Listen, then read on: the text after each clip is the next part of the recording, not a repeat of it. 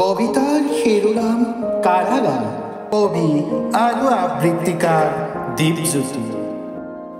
মই আজি কাৰাগাৰৰ ভিতৰত বন্দী।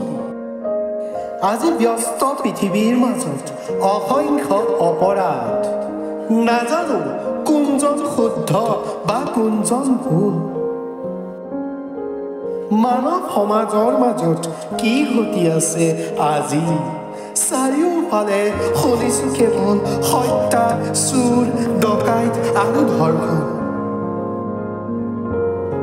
এটা বন্ধ আবেষ্টনীৰ মাজত ৰখা হয় হাজাৰ হাজাৰ জন অপৰাধীৰ কোল।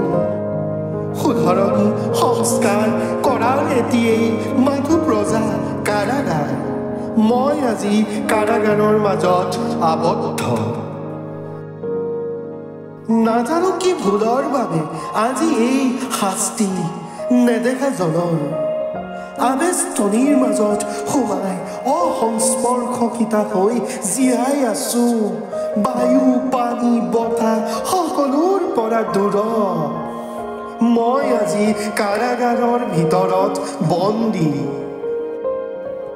আজিৰ দিনত কেৱল টকা দি কিনিব পৰা ব্যক্তিৰ বাবে পকেটত যদি বান্দোলৰ নোট, তেন্তে কোনো অপৰাধ তেওঁলোকৰ বাবে বিষক্ৰিয়া নহয়। কিন্তু আমাৰ দৰে পকেটত বান্দোলৰ নোট নথকা সকলে ভুগিব লগা হয়। আজিৰ দিনত কিছুমান ঘূৰি ফুৰে মুকলিৰ আকাশৰ তলত আৰু আমিবোৰ সোমাই পৰো এক বন্ধ আবেষ্টনীৰ মাজত। মই আজি কাৰাগাৰৰ ভিতৰত বন্দী। নোৱাৰো আজি মুক্ত মনে বিচৰণ কৰিব। কটাব লগা হয় অৰ্ধকুৰিটা বছৰ দাগি দাগি অপৰাধীবোৰৰ সৈতে। নাজানো কি ভুল, নাজানো কি অপৰাধ, যাৰ বাবে আজি এই বন্ধ কোঠাৰ মাজত, বন্ধ বায়ুৰ মাজত আজি সোমাই পৰিব লগা হৈছে। মই আজি কাৰাগাৰৰ ভিতৰত আবদ্ধ।